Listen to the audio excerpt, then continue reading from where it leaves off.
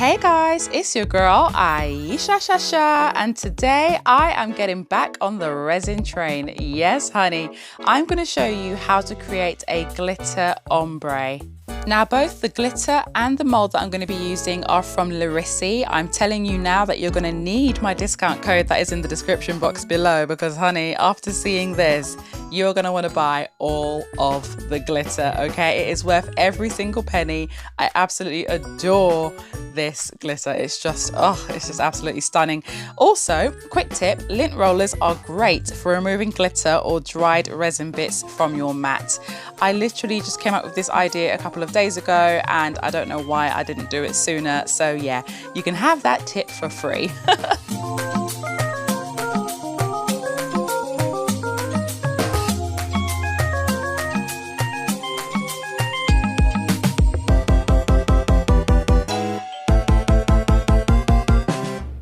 So my first tip would be to make sure that the colors that you are using go together in order of the rainbow or the spectrum.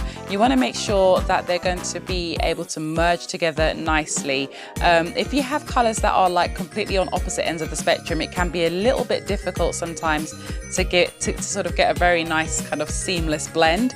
So a good place to start is just with the rainbow. Tip number 2, take your time, okay? This part, you just can't rush it. What you're seeing here is the exact speed that I am pouring the resin in. I'm literally doing it bit by bit. Resin does tend to have a mind of its own and it will go wherever it wants to go. So if you rush it, it will get somewhere very quickly and chances are it will be somewhere that you don't actually want it to be. So yeah, just be sure to take your time with it and to just enjoy the process because it's very satisfying. Now at this point, if you feel that the resin hasn't quite merged together the way that you'd like, then you can use a tool to just sort of like swirl it around just a little bit, but don't go too far with it because you don't want it to look all muddy. Just be very, very gentle. I didn't do that for this one because I was happy with where the resin landed.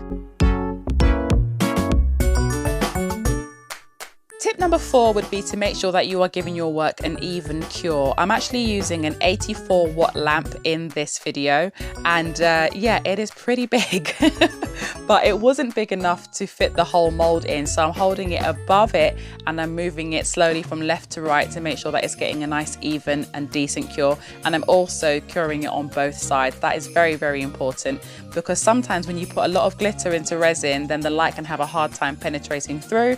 But oh my goodness gracious me, how gorgeous does this look? Oh my god. Once you've taken it out of the mold, do cure it again for a few minutes just to make sure that all of the edges are tack free. Now it's time for you to dome your piece. I am still using UV resin for this. Of course you can do this with epoxy resin, but honey child, I'm impatient, okay? So I used UV resin for this entire piece. And whilst I had the resin on the top, I very carefully added in the little confetti pieces too. This just gives it a little bit of extra sparkle because, you know, there's nothing wrong with being extra. After that, then you just add your little fixtures onto the back. I just chose these little bales here because of course I'm making it into a necklace. And also you have to remember to resin over your bales as well just to make sure that they stay in completely.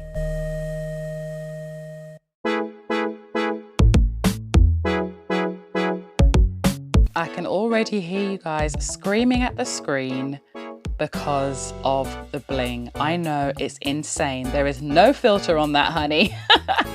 If you enjoyed this video and if you learned something, then please don't forget to subscribe so that you don't miss the next one. Take care, my darlings, and I will see you all soon. Bye.